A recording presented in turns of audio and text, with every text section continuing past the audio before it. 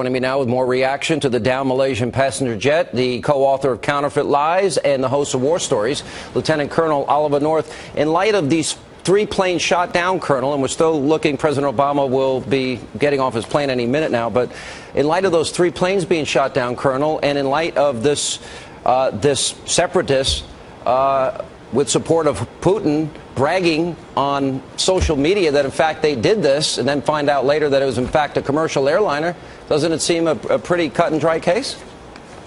Yes, and I think we're going to get even more confirmations. You know, Jennifer's got some great sources at the Pentagon, and I've got some great friends who are still around.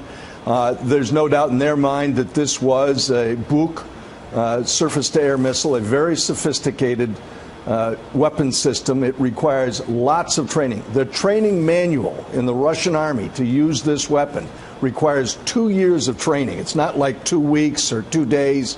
You teach someone how to put something on their shoulder and acquire a tone in your ear. This is a very sophisticated tracked transporter erector launcher of a very sophisticated weapon system. It can track by radar, it can track by laser, it can track by thermal, and it requires lots of learning and computer assistance and training. In other words, they're convinced, Sean, that this weapon could not have been fired without direct Russian military assistance. Let me see if I can connect the dots for our audience here. So if Vladimir Putin, in fact, has been reported that Russian agents were sent to this part of eastern Ukraine and they were shooting down Ukraine military planes in just the last number of days, is this really part of the evidence that this is the same territorial ambition that Putin showed in Crimea? Well, obviously, and that's clearly what his goal is, to reassemble as much of the ancient Russian Empire as he possibly can do. What he committed today, by the way, isn't a terrible tragedy, as the man on that airplane said. It is a travesty. It is murder. And it is the kind of thing that requires a very, very firm response, not just by the United States, but the leadership of the United States with NATO. I'm not just talking about the European Union. There's a lot of Europeans apparently on this airplane, if you can believe the manifest counts. There's going to be obviously great concern, particularly in the Netherlands, which seems to have the largest population aboard the aircraft. This is the time for American leadership. Let me ask you one question about what's happening in Israel as Secretary of State John Kerry warning Netanyahu, urging, quote, restraint once again.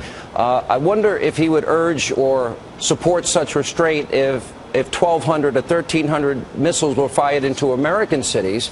And you know the Hamas tunnel and infrastructure there. Explain it to our audience. Well, first of all, the Hamas infrastructure from southern Gaza allows weapons to come in that have been brought either by sea or through Egypt. President Sisi has stopped a lot of that. It is not an accident what has happened. If you notice the timeline of the attack that was launched from one of those tunnels into Israel today, it was Hamas taking advantage of a ceasefire that the United Nations had asked for and to which Israel had agreed. Here's the important thing.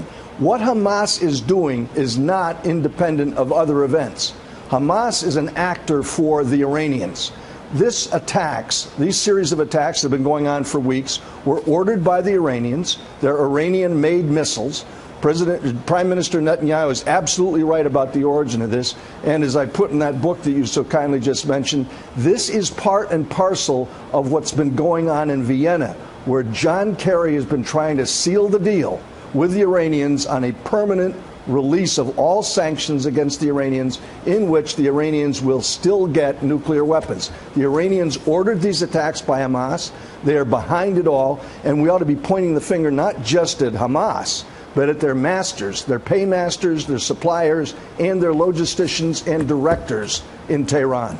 All right, Colonel North, thanks so much for being with us on this breaking news edition of Hannity.